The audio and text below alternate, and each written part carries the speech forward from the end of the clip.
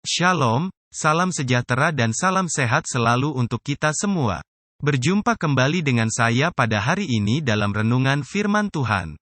Kiranya damai sejahtera dari Bapa Sorgawi, kasih dan anugerah dari Tuhan Yesus serta sukacita dari Roh Kudus melimpah dalam kehidupan kita semua. Amin. Tema renungan kita pada pagi ini adalah hajaran Tuhan membawa kebahagiaan. Firman Tuhan untuk renungan pagi ini diambil dari kitab Mazmur 94 ayat 12, demikianlah firman Tuhan, berbahagialah orang yang kau hajar, ya Tuhan, dan yang kau ajari dari Taurat-Mu, saudara-saudara yang diberkati oleh Tuhan, mendengar kata hajaran pasti timbul kengerian di benak kita, karena terbayang keadaan seseorang yang sedang merintih kesakitan dalam kondisi babak belur, terluka dan berdarah-darah akibat menerima pukulan.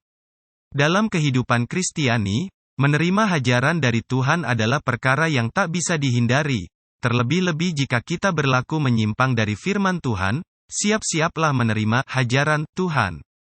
Tuhan menghajar umatnya bukan berarti membenci atau tidak mengasihi kita, justru hajarannya adalah wujud kasih-Nya kepada kita. Hajaran Tuhan adalah bentuk proses pendisiplinan supaya hidup kita semakin sempurna dan lebih baik dari sebelumnya.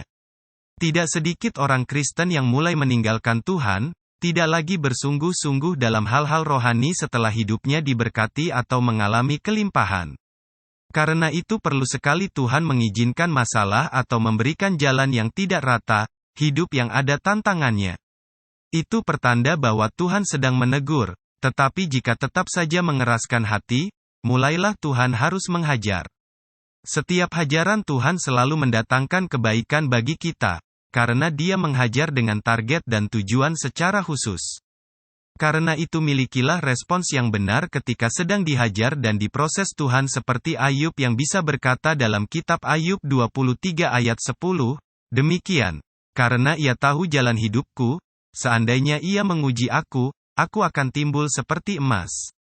Sampai berapa lama Tuhan menghajar kita? Itu sangat tergantung pada respons kita, apakah kita segera sadar dan mau menyerah penuh kepada Tuhan.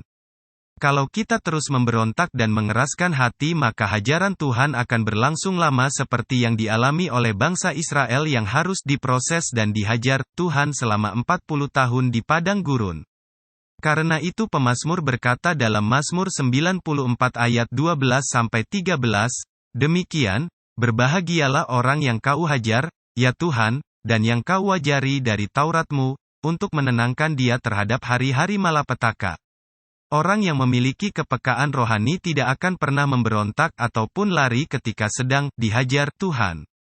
Rasul Paulus menegaskannya dalam 1 Korintus 11 ayat 32 demikian. Tetapi kalau kita menerima hukuman dari Tuhan, kita dididik, supaya kita tidak akan dihukum bersama-sama dengan dunia. Amin.